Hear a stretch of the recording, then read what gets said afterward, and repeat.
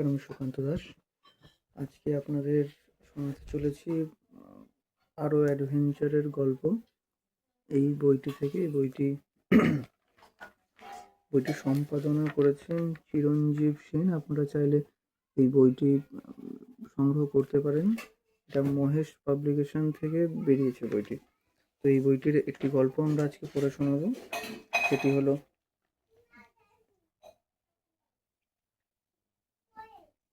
মহাশূন্যের বিভীষিকা।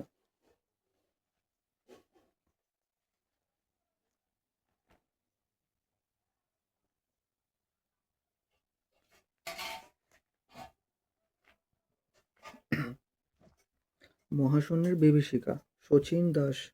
ব্যাপারটা ভাবতেই এখনো আমার গায়ে কাঁটা দিয়ে ওঠে। আর কয়েক সেকেন্ড দেরি হলেই যে আমাদের মহাকাশযান চৈতক এক ভয়ঙ্কর বিপদের মুখে পড়তো তাতে কোনো সন্দেহ নেই। আর বিপদ কি যে সে বিপদ! ছুটন্ত ওই উল্কাপিণ্ডটার সঙ্গে ধাক্কা লাগলে চৈতক তো ভেঙে টুকরো টুকরো হয়ে যেত। সে সঙ্গে আমরাও যে কে কোথায় ছিটকে পড়তাম তার ঠিক ঠিকানা নেই। হয়তো আমাদের কাটাছেঁড়া অঙ্গ প্রত্যঙ্গগুলো এতক্ষণে মাধ্যাকর্ষণের অভাবে পৃথিবীতে না পড়ে এই মহাশূন্যেই ভেসে বেড়াতো। কিন্তু ভাগ্য ভালো যে এই যাত্রায় আমরা বেঁচে গেছি। আর যার জন্য এই ব্যাপারটা সম্ভব হলো সে হলো নিঃসন্দেহে সুগ্রীব। সুগ্রীব আসলে একটি বাদরের নাম, আমার অ্যাসিস্ট্যান্ট। একবার বেনারস থেকে মাত্র মাসখানেকের বাচ্চা অবস্থায় ওকে তুলে নিয়ে এসেছিলাম। তখনই লক্ষ্য করেছিলাম আর 5টা বাদরের তুলনায় অনেক বেশি তৎপর, বুদ্ধিমান।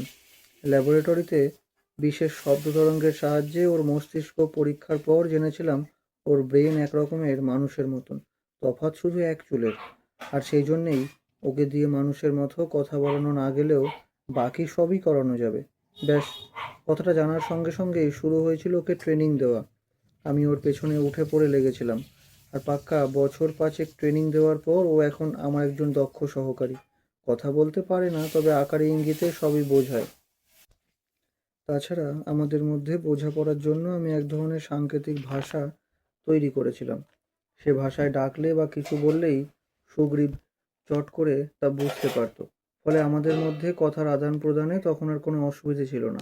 আর এভাবেই আস্তে আস্তে আমি ওকে এই মহাকাশযানের অনেক কিছুই চিনিয়ে দিয়েছিলাম। দেখিয়েছিলাম কোনটা কন্ট্রোল রুম, কোন বোতামে চাপ দিলে চৈতকের ভেতরে একটা বিশেষ আলো জ্বলে ওঠে, আর আলো জ্বলার সঙ্গে সঙ্গে চৈতকের স্বয়ংক্রিয় রাডার কিভাবে বাইরের কক্ষপথের ছবি পাঠাতে শুরু করবে। বুঝিয়েছিলাম লাল, নীল, হলুদ, সবুজ ইত্যাদি নানা রকম বোতামের কোনটা টিপলে কি হয়। সুগ্রীব শুনতো আর মন দিয়ে সবকিছু লক্ষ্য করত। কিন্তু আমার সহযাত্রীদের চোখে বোধহয় এটা ভালো ঠেকলো না। শেষ পর্যন্ত আমাদের এই অভিযানে সুগ্রীবও যাচ্ছে শুনে ওরা আপত্তি জানালো। একজন তো থাকতে না পেরে বলেই বসলো, কোনার এটা বোধহয় ঠিক হচ্ছে না। আপনি এত শেখাচ্ছেন, শেষে প্রভু ভক্ত সেই বাদরের গল্পের মতো না হয়ে যায়। তার চেয়ে ওকে না নেওয়াই ভালো। আরে না না, বাধা দিয়ে আমিও জানিয়েছিলাম সুগ্রীবকে নিয়ে কোনো ভয় নেই। ওকে আমি বিশেষভাবে দেখেছি, এমনকি ওর ব্রেন টেস্টও করিয়েছি। এই দেখুন না রিপোর্ট। বলে উঠে গিয়ে রিপোর্টটা দিতেই ওদের চোখ ছানা বড়া।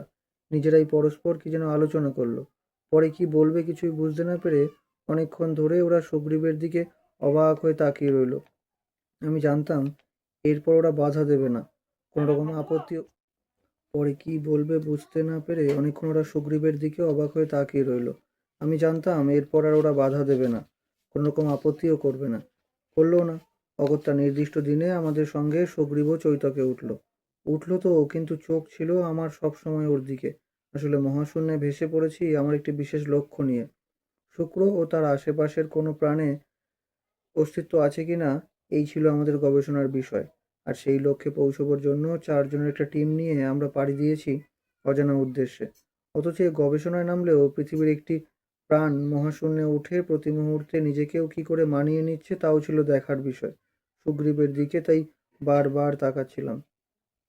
কিন্তু ও খুবই স্বাভাবিক, নিজেকে ঠিকমতো মানিয়ে নিয়েছে। মাঝে মাঝে এদিক ওদিক তাকাচ্ছে, লাল নীল বোতামগুলোর দিকে চোখ ফেরাচ্ছে, আবার সময় মতো কন্ট্রোল রুমের ভেতরের টেলিভিশনের পর্দায় রাডারের পাঠানো বাইরের কক্ষপথের ছবি দেখছে।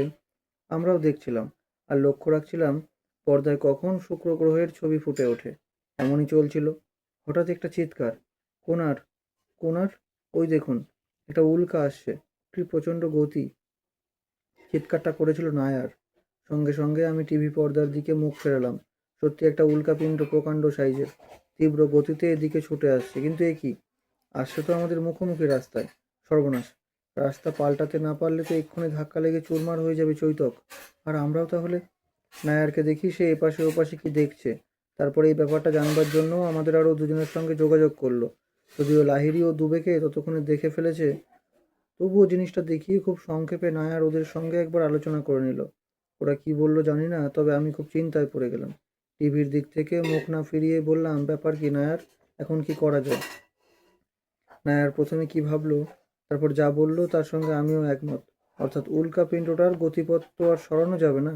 সরাতে হলে আমাদের চৈতন্যকেই তার রাস্তা পাল্টাতে হবে, আর তা করতে হবে খুব তাড়াতাড়ি, কয়েক সেকেন্ডের ভেতরেই। কেননা উল্কাটা কাছাকাছি এসে পড়েছে আর আমাদের সামনে আসতে লাগবে 5-6 মিনিট। এদিকে এত কম সময়ের মধ্যে আমাদের মহাকাশযানের গতিপথ ঘোরাতে গেলেও দুর্ঘটনার সম্ভাবনা। কি করব বুঝতে পারছিলাম না। হঠাৎ সেই সময়েই কন্ট্রোল রুমের সবুজ আলোটা জ্বলে উঠল, আর সঙ্গে সঙ্গেই বেশ জোরে জোরে একটা শব্দ। মুহূর্তে টিভির পর্দাটা পুরো কালো হয়ে গেল। মনে হলো কিছু যেন একটা খুব জোরে বেরিয়ে গেল আমাদের জানের পাশ থেকে। নায়ার চেঁচিয়ে উঠল, সাবাস সাবাস সুগ্রীব! তাকিয়ে দেখি আমার সামনেই সুগ্রীব কন্ট্রোল রুমের সবুজ বোতামটা টিপে ধরে বসে আছে। নায়ার বলল, বাহ, বাদুড়টা আপনার সত্যি জিনিয়াস কোনার। ও না থাকলে আমরা আর এতক্ষণে বেঁচে থাকতাম না। বিপদটা টের পেয়ে যেভাবে গিয়ে ও সবুজ বোতামটা টিপে ধরলো, তাতেই চৈতকের গতিপথ পাল্টে গেল। আমি ততক্ষণে ব্যাপারটা আবার প্রথম থেকে ভাবার চেষ্টা করছিলাম, কিন্তু ভাবনা বেশি দূর এগোলো না। ঠিক তখনই কানের যন্ত্রে লাহিড়ীর গলা ভেসে এলো। Lahiri speaking. Lahiri speaking. Hello. হ্যাঁ, কোনার বলছি। স্যার, একটা জিনিস লক্ষ্য করেছেন? কি? কি জিনিস বলো তো? আমরা একটা অজানা গ্রহের কাছাকাছি এসে পড়েছি। সে কি? কই, কোথায়? লাহিড়ীর কথায় চোখ ফেরাতেই দেখি টিভির গায়ে একটা গ্রহের ছবি ফুটে উঠেছে। এতক্ষণ টিভির পর্দায় শুধু উল্কাপিণ্ডটাকেই দেখছিলাম। সেটা চলে যেতে একটু অন্যমনস্ক হয়েছি, সঙ্গে সঙ্গেই গ্রহটা এসেছে। কিন্তু এটা তো গ্রহ নয়, দেখে তো মনে হচ্ছে না। এটা তো শুক্রও নয়। 48 ঘন্টা ধরে মহাশূন্যে ভেসে বেড়াচ্ছে, এখনো আমরা শুক্র গ্রহের সন্ধান পাইনি। পাবো আরো কয়েক ঘন্টা বাদে, কিন্তু তার আগেই টা কোথা থেকে এলো? তবে কি একটু আগে সুগ্রীব আমাদের গতিপথ পাল্টে দিতেই হঠাৎ এই গ্রহটির দেখা পাওয়া গেল? লাহিড়ী বলল, স্যার, আমরা কি এখানে নামবো? দাঁড়াও, অত তাড়াহুড়ো করলে চলবে না। এই গ্রহের পজিশন কি দেখো, আবহাওয়া কেমন, টেম্পারেচার কত? মোটামুটি সব খবরই নিয়েছি স্যার। তাপমাত্রা, আবহাওয়া আমাদের অনুকূলেই। তবে তো প্রাণের অস্তিত্ব থাকতে পারে। হ্যাঁ স্যার, সেই জন্যই বলছি। তবে সবাইকে জানাও, আমি তোমার রিপোর্টটা আর একবার খুঁটিয়ে দেখি। বলতে না বলতেই রুমের লাল আলোটা জ্বলে উঠল। সঙ্গে সঙ্গে বিপ বিপ করে আওয়াজ। অর্থাৎ চৈতক সিগন্যাল দিচ্ছে। আর একটু বাদেই সে দুভাগে ভাগ হয়ে যাবে। এক ভাগ নামবে অজানা এই গ্রহে আমাদের নিয়ে, আর অন্য অংশ সামান্য দূরে ঘুরতে থাকবে। পরে কাজ হয়ে গেলে আমাদের নিয়ে এই অংশ আবার মূল অংশের সঙ্গে মিশবে। দেখতে দেখতে গ্রহটা আরো কাছে এসে গেল, আর সেই সময়ে আমাদের নিয়ে চৈতক মূল অংশ থেকে বিচ্ছিন্ন হয়ে গেল। তারপর গতি কমিয়ে ধীরে ধীরে নামতে লাগলো গ্রহের দিকে। ততক্ষণে আমরা স্থির, দুরু দুরু বুকে অপেক্ষা করছি। এই সময়টাই সবচেয়ে গুরুত্বপূর্ণ। ঠিক মতো নামতে না পারলে বিপদের সম্ভাবনা। আর বিপদ যে হয়নি আগে তা নয়। এর আগের বার এক গ্রহে নামতে একটুর জন্য সেবারে বেঁচে গিয়েছিলাম, কিন্তু এবারে চৈতক ঠান্ডা মাথাতেই নামছে। ঠিক যেভাবে নামা উচিত সেভাবে গতি কমাতে কমাতে একসময় খুব আস্তে গ্রহের বুকে সে নেমে দাঁড়ালো। আর তারপরেই তার স্বয়ংক্রিয় দরজাটা খুলে গেল। দরজা খুলতে আমরা অবাক। চারিদিকে শুধু খানাখন্দ, বালি আর পাথর। কোনো গাছপালা নেই, নদী নালা নেই। মাইলের পর মাইল জুড়ে শুধু একই দৃশ্য। তাছাড়া বেশ গরম আর শুকনো আবহাওয়া, তাতে আমাদের বেশ কষ্ট হচ্ছিল। তবে তাহলে কি তেমন অসুবিধাও হচ্ছিল না। পা ফেলে ফেলে আমরা এগোচ্ছিলাম। মুখে অক্সিজেনের নলাটা, পেছনে পিঠের ওপরে অক্সিজেনের সিলিন্ডার। এছাড়া লাহিড়ী আর নায়ারের হাতে ছোট ছোট দুটো গ্লাস ফাইবারের বাক্স, চিমটে। চৈতক যান থেকে নামার সময় মনে করে এগুলো ওরা নিয়ে নেমেছে।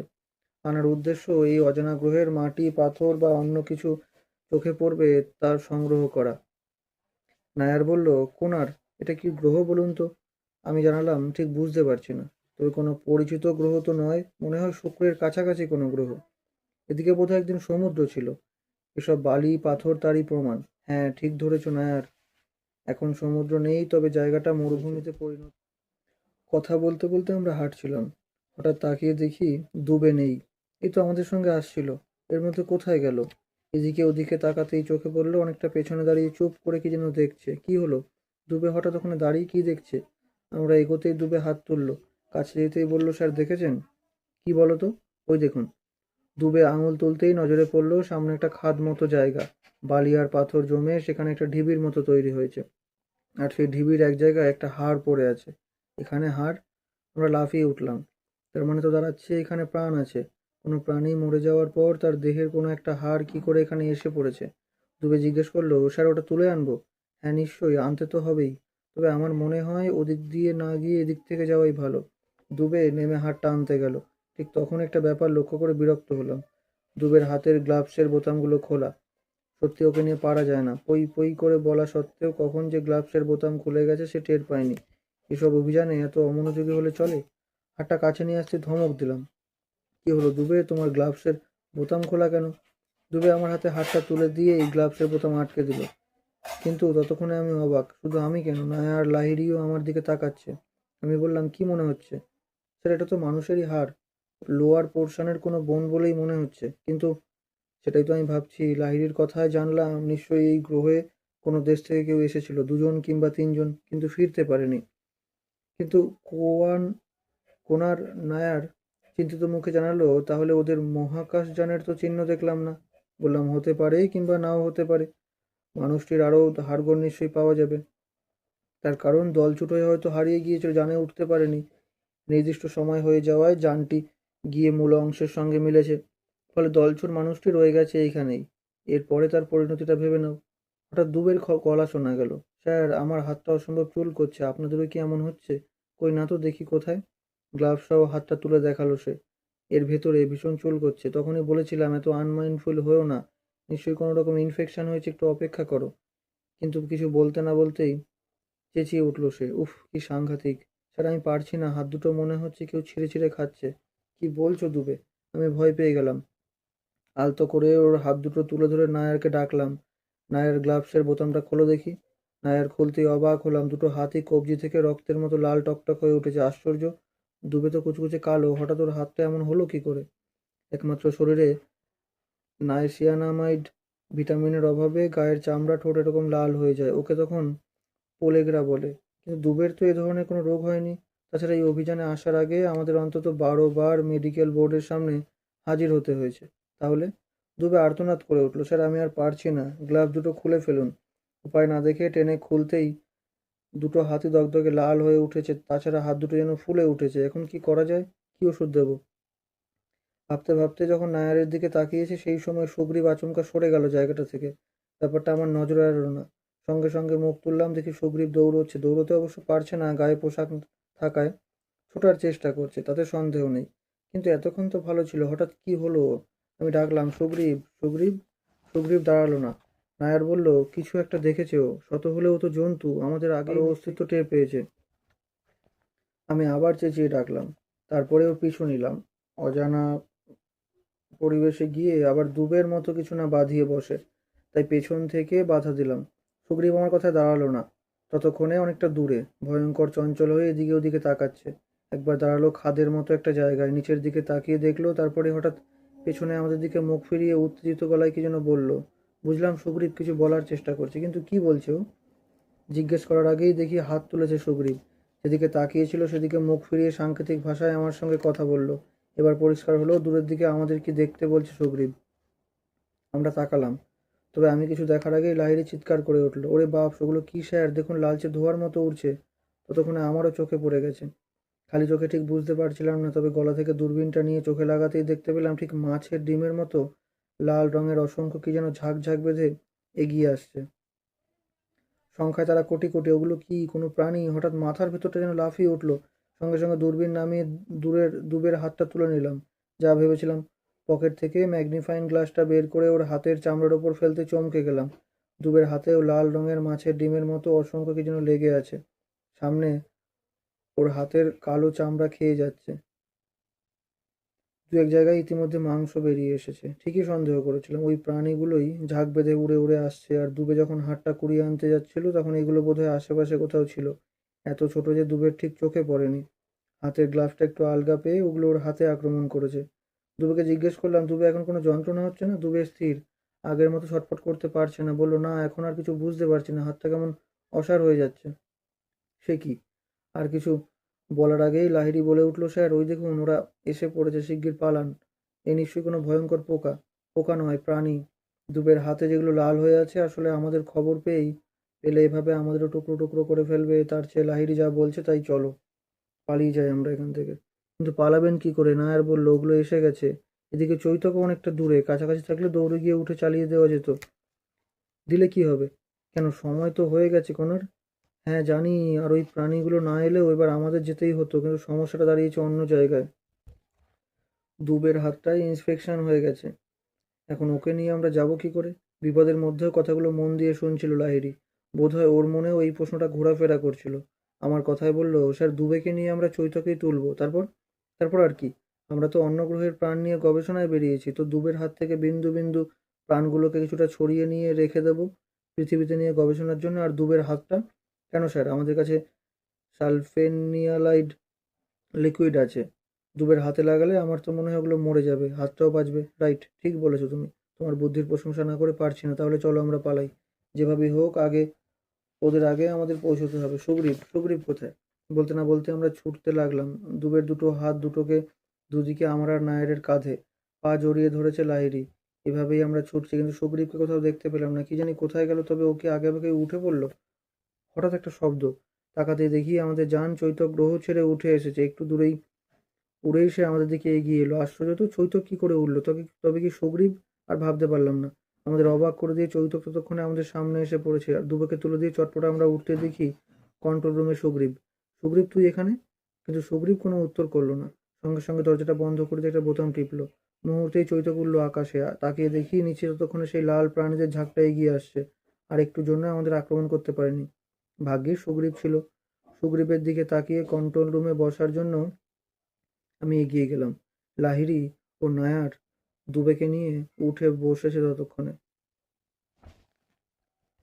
নমস্কার, আজকের মতো আমাদের গল্পটা এখানেই শেষ। এই আরো অ্যাডভেঞ্চারের গল্প বইটি থেকে এরপরে আমরা আরো গল্প শোনাবো।